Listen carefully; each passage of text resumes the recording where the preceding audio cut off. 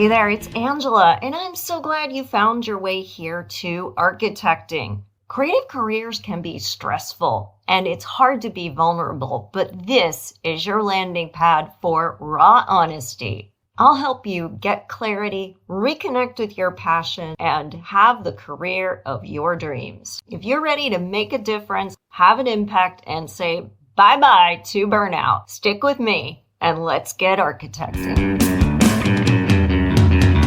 Bright lights, it's Angela. Welcome to Architecting. It is so amazing to have you with us today. I so appreciate you taking the time to listen in. What I always say is what we choose to do with our time reflects our priorities. When we make time for the things that matter to us, somehow we miraculously can shuffle that schedule to make it work. And the stuff that really doesn't excite us, we tend to respond with, I'm too busy. I did a whole episode on how I'm too busy is code language that you might want to go back and take a listen to because it's really helpful to see how not only you use it in your life and be more aware of what you're saying yes to and what you are saying no to, and more importantly, why you are having those responses, but to also notice why other people are saying it. When somebody can't make time to do something or work on an initiative or volunteer, there may be more behind it besides lack of white space on their calendar. And it may be something that could be a signal to you that either they're not interested, it's not resonating, so back off, or have a different conversation with them if you think it is something that's important for them to consider a priority so that they could understand it from that point of view and you can kind of have a meeting of the minds. I really want to focus in 2024 on this idea of living vivid. Vivid is my word of the year. And to me, that is a lot about joy seeking. Opposite of joy seeking is workism. This term first came out of an article written in 2019 in The Atlantic. It essentially reflects this idea that work is your identity. It isn't just what you do. We talk a lot in the architecting community about work being passion-led and being a vocation. So it might be easy to think if work is your life, that this must mean that you are following your passion. But are you living to work or are you working to live? If you are living to work, that means that work is energizing you. It means you feel this incredible alignment between what feels fun, what feels joyful to you, and what you get to do every day. While you may work a lot of hours, you also are still a fully realized 3D person. So you still have a well-rounded life. You are focusing on self-care. You are getting all 7 forms of your rest, which is a really important way to think about feeding your soul, having that antidote to burnout, which comes from the work of Sandra Dalton Smith, who I also did an interview with way back in season 1 of this podcast. Definitely worth listening to because she herself had been a burned out internal medicine doctor who realized that just taking time off or taking more naps or getting more sleep was not really solving her problem. And she looked at life across 7 dimensions that provide restoration to us and wrote a whole book on this called Sacred Rest. Another reason that workism is bad is because it is a joy killer. This is the fastest way to getting burned out. It really does lead to feeling that you can't take time off, or to catastrophize what it would mean if you don't put in a certain amount of hours or get certain things crossed off the to-do list. But those things are not really the things that are going to move the needle on your project, at your firm, in your career. And you're simply allowing them to expand into your time because you've got this set point that says, this is what I have to do. Right around the time of the new year, I got this great text from an old college friend and a long-time supporter of the podcast, even before it was a podcast, back when it was a blog called The Patron Saint of Architecture. You can still go read the old blog posts if you Google Patron Saint of Architecture. My friend Sheila Fairley, who is just such a great member of this community and is always replying back to my newsletters or sending me ideas. So she sends me this text that says catchy clickbait and has a photo from an article titled "Busy is the New Stupid, the Art of Doing Less Better." And I thought, wow, that is so perfect. This sentiment comes from a quote from Warren Buffett. It really gets to the point of why workism is bad, because when you are busy,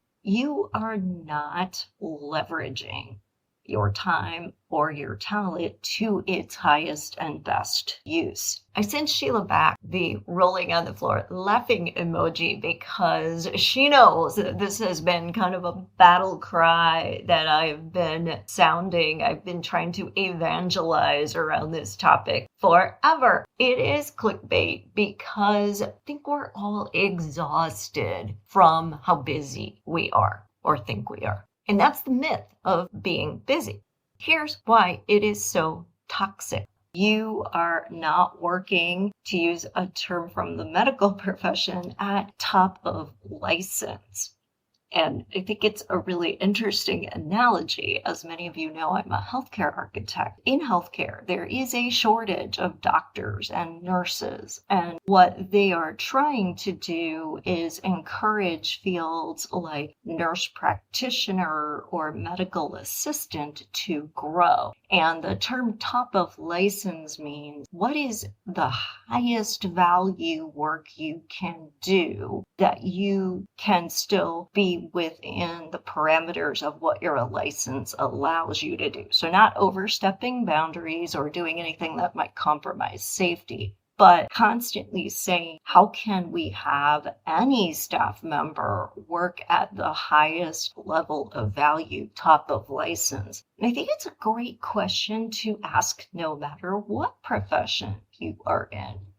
How can you do more of that top of license work? That is the high ROI work. Studies have been done showing that executives, but many of us as well, spend as much as 50% of our day in meetings. Most of those meetings, however, are not high value. They're not the meetings where we are making decisions or brainstorming or producing anything. So that makes it not a high productive task. Are you doing something that you could delegate? You'll often hear me say, who else could do this? Is the best question you could ask yourself. Giving away as much work to other people as you possibly can is always the best strategy because it is so easy to get bogged down in the minutia of things. I just the other day was submitting a speaker proposal to a conference and chasing down bios from my co-speakers, looking on our website because you had to turn in a profile picture. How much time did that take? And was that really the best thing for me to do? Felt like in the moment, the easiest thing for me to do. I was sitting there, I was trying to get this proposal done. The submittal form kept prompting me for more and more information to just track it down on my own, then to have to reach out to our marketing department or to my co-speakers and then have to wait for a response or maybe get in the queue of what they already had to do. So it felt simpler, easier, faster, dare I say, to do it all myself. However, what was I not doing because I was doing that task, which all told, submitting this because you can only have a certain number of words and you don't realize till you put something in that it's too long and then you have to edit it and going back and forth. Something that should have taken maybe 10 minutes because the proposal was written just to put it in the online form and submit it ended up taking probably closer to an hour. And if you look at your day, you probably can find a lot of tasks like that that are not the highest and best use of your time, that interrupt your productivity, that end up being stand-ins for work that you could be doing when you work at your highest and best use. I ended up that same day working until 8 p.m. because I had to get other things done by diverting my time to this speaker proposal. And I'm sure many other things too. I didn't really go back and pay attention. That was just the biggest, most glaring one. I bought myself an extra 2 hours in the office. So I usually leave at 6. And that is a direct result of workism. Problem is, in our industry, we wear our busyness as a badge of honor. How many times do you hear people brag about how many hours they work or the late nights they put in? I worked on a project years ago where the whole team was staying late into the night, and I don't want to do that. I don't work that way. But it felt like by going home, I wasn't being a team player. Maybe you've experienced that too. The culture of your firm or the microculture of a team might even make you feel like you have to work all these hours. And how do you take a stand for that? In the article that Sheila sent me, there's just this really great argument that the author makes about looking at the return on investment, thinking about what benefit you get for the time you're putting in. So certainly some meetings have a very high ROI and absolutely should be happening. Some tasks have a very high ROI and definitely should be happening. But what we often forget, going back to what I was saying earlier about the self-care and the 7 forms of rest and the well-being, is that having a fun evening with friends, spending quality time with your family, getting enough sleep, working out, going to a museum or seeing a movie or reading a book and being inspired, travel that opens your mind. These activities often have an even higher ROI than those important business meetings. We've just been taught that if it isn't directly billable or work related, it has less value.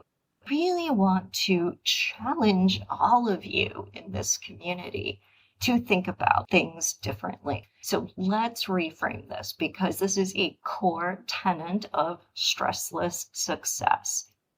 It is what was behind my book, Time Builder, and I teach a whole course on this.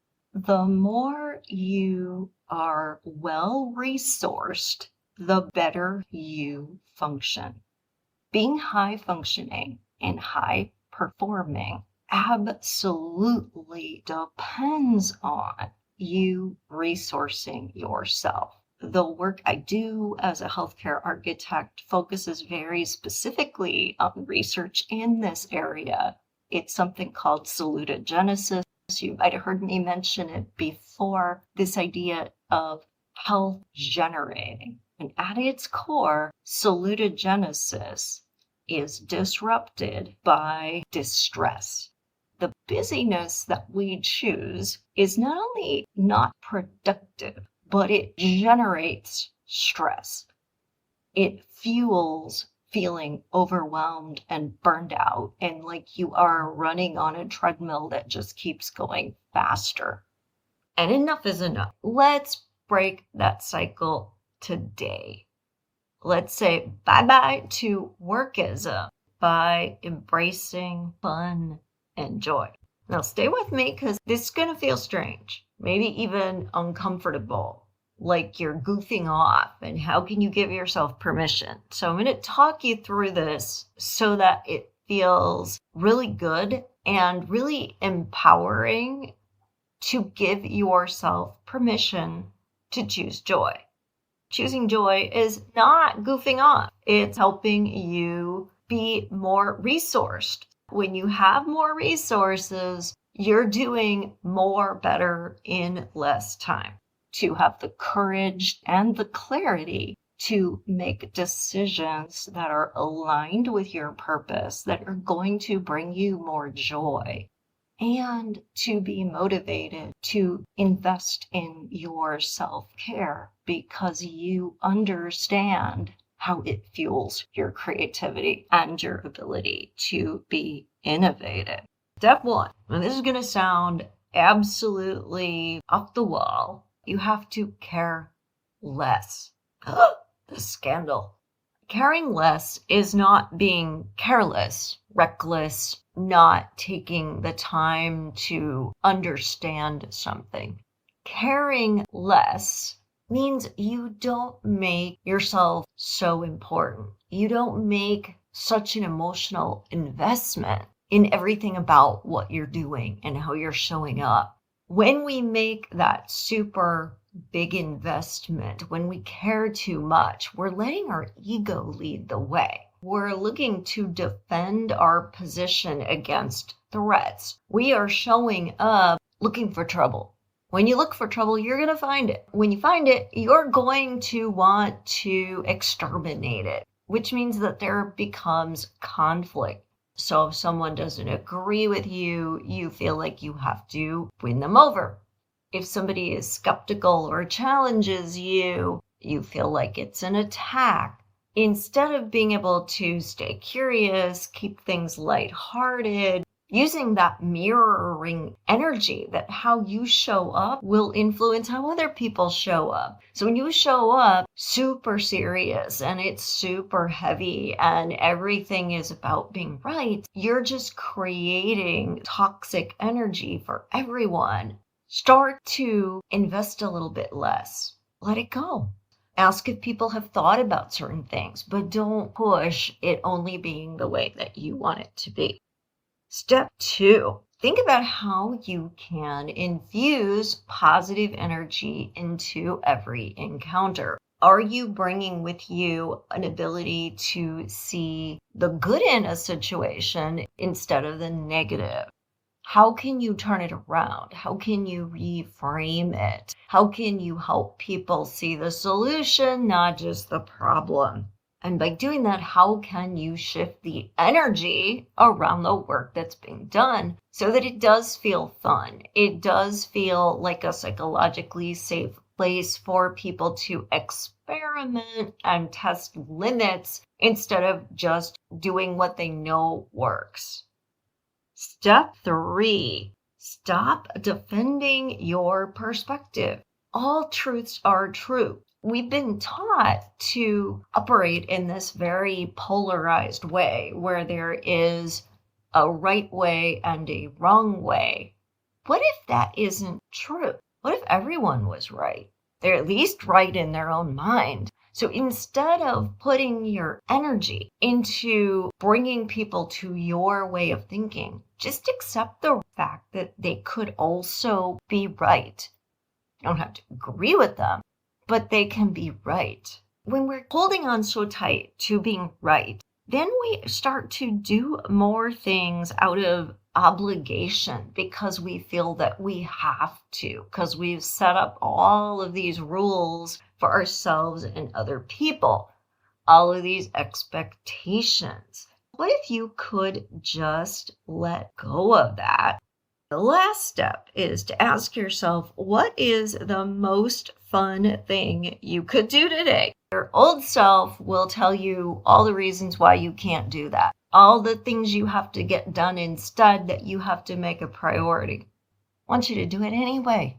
For those of you that are thinking, well, I'll lose my job if I did that. You really won't. And here's why. If you did the most fun thing that you could think of to do today, you would be so much lighter. You wouldn't be sitting here arguing, worried about what other people think of you, making up stories about what someone's motivation is for everything they do and say. You just let it go and you do what made you happy. You'd have better boundaries. You could clearly say to someone, I'm available to do that, or I'm not available to do that, and have it be an emotionally clean transaction where you're not reading into it. You're just doing what works for you. This really does change how people perceive you, the respect they have for you. They won't waste your time because your time isn't available to be wasted. They'll be motivated around you because you're fun to be around and you inspire them. And with this kind of attitude shift in your workplace, in your life, we can say goodbye to workism and embrace a world where we do work that we love that truly does make a difference for everyone. I'd love to hear your thoughts on this. Are you struggling with workism? Drop me a line or tag me at Architecting Podcast on Instagram or visit our LinkedIn page. And don't forget to like, rate, and review the podcast wherever you listen and tell a friend who might need to hear this today. I will see you next time. Love you so much. Take care. Thanks for listening. If you want even more content, head on over to architectingpodcast.com and subscribe to my newsletter and get some great free downloads while you're there. Be sure to follow me on social media. On Instagram at Architecting Podcast, Facebook and LinkedIn pages are Architecting, and the YouTube channel Architecting Podcast. Stay inspired.